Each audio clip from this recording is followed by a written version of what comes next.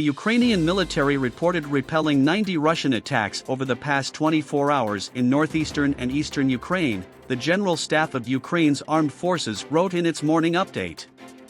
Ukraine repelled the attacks near Kupiansk in eastern Kharkiv Oblast, located not far from Luhansk Oblast, and Lyman, Bakhmut, Adviika, and Shakhtarsk in Donetsk Oblast, where, according to the General Staff, Russia is concentrating its main offensive efforts.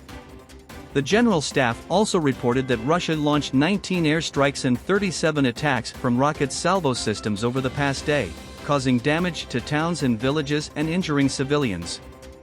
Russia has launched its latest offensive in Ukraine's east, mainly in Donetsk Oblast, in an attempt to lay claim to the entire oblast, partly occupied by Russia in 2014 and further in 2022.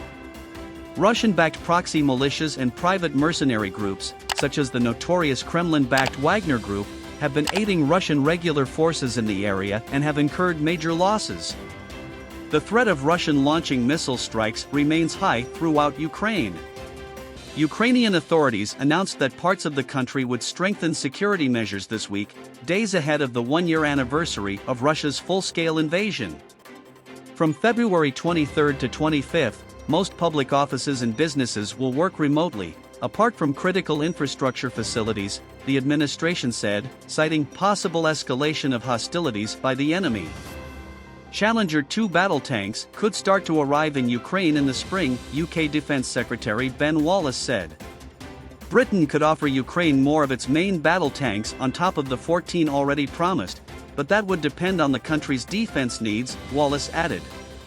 The UK has already given more than 10,000 Ukrainian soldiers basic training in drone warfare.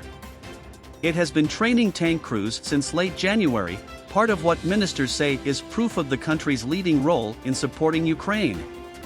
Since 2015, the UK has been training the Ukrainian armed forces through Operation Orbital and was the first European country to provide lethal aid. The UK's military, humanitarian and economic support to Ukraine since the invasion has reached nearly £4 billion.